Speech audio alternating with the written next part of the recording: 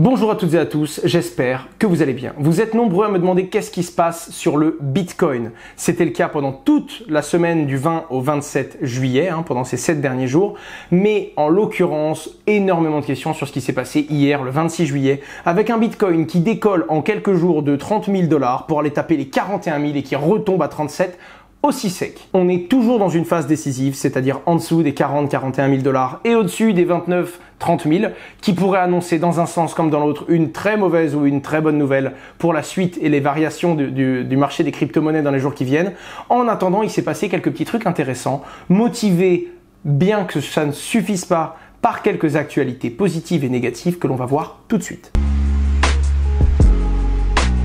Alors déjà, on plante le décor avec la courbe. Depuis mi-mai, les crypto-monnaies se sont cassées clairement la gueule. On est passé de 60 000 $ pour un Bitcoin à un pic minimum à 30 000 $.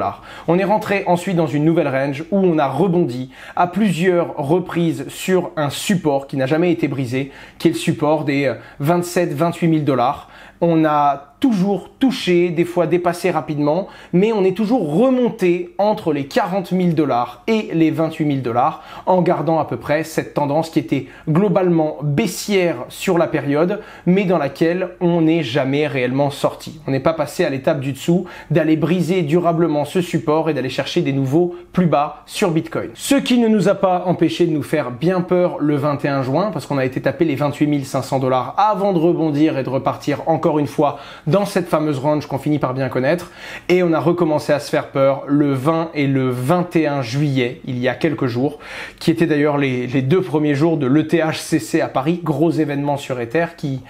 C'était un plaisir de voir tout le monde dans la même situation.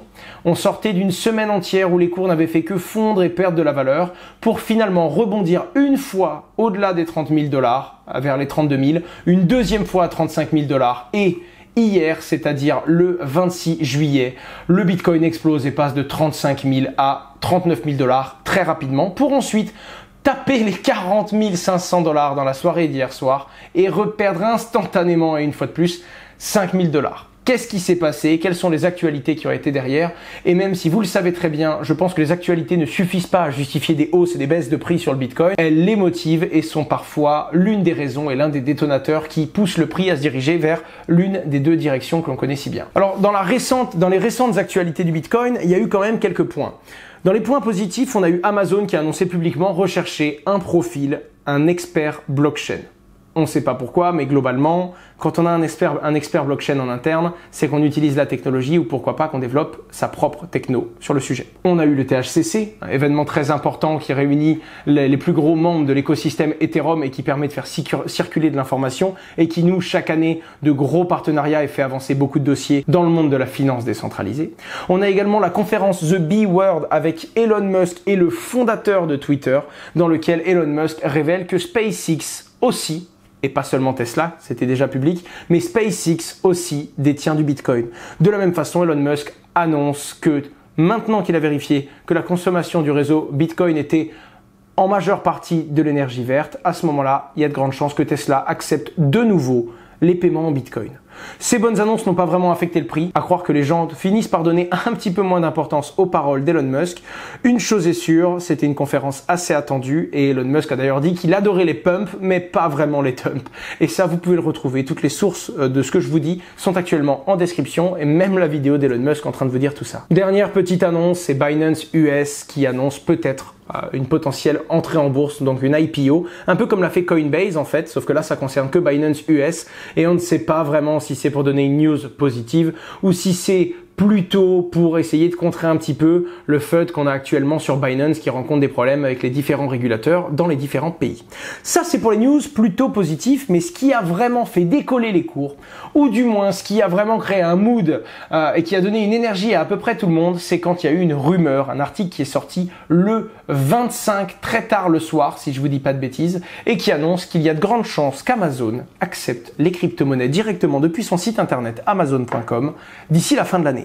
Les cours commencent à s'accélérer, le prix du Bitcoin monte à l'achat naturellement, les acheteurs poussent le prix du Bitcoin à monter naturellement et là, ça décolle d'un coup.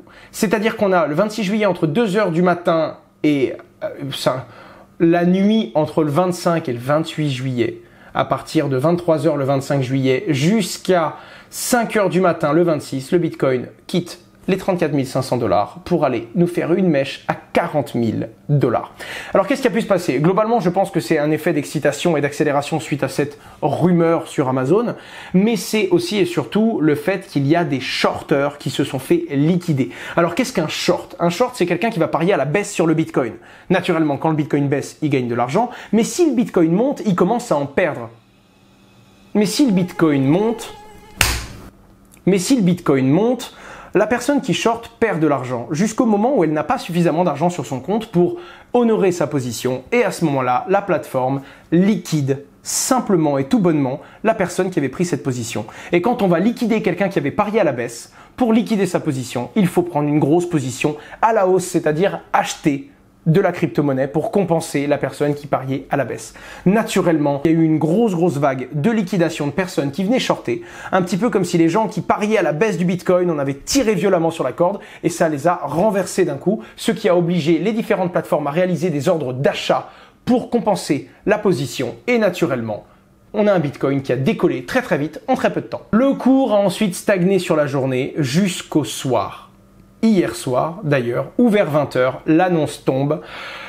Amazon dément la rumeur et dément le fait qu'ils vont accepter les crypto-monnaies d'ici la fin de l'année. Et là, c'est parti. Le Bitcoin repart dans l'autre direction et repère instantanément 5 000 $.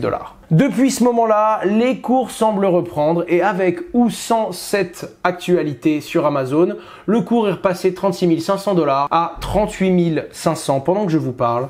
Encore une fois, qui vivra verra, je ne peux pas prédire ce qui se passe. On est toujours dans cette fameuse range qui pose des questions et qui creuse la tête de plus d'un trader et de plus d'un holder de crypto-monnaie. Maintenant, il suffit de surveiller ces points qui sont assez importants et d'attendre qu'une nouvelle tendance se dessine sur le marché des crypto-monnaies. C'était Asher, j'espère vraiment que cette vidéo vous a plu. Je me suis dit qu'un petit format de moins de 10 minutes, ça vous ferait du bien et ça vous changerait parce que sur ma chaîne, c'est quand même très rare en fait, ça n'arrive globalement pas souvent. J'espère que vous êtes abonnés. C'était le débrief des marchés et de son actualité. On se retrouve à très bientôt sur ma chaîne YouTube ou sur les réseaux sociaux. Au revoir.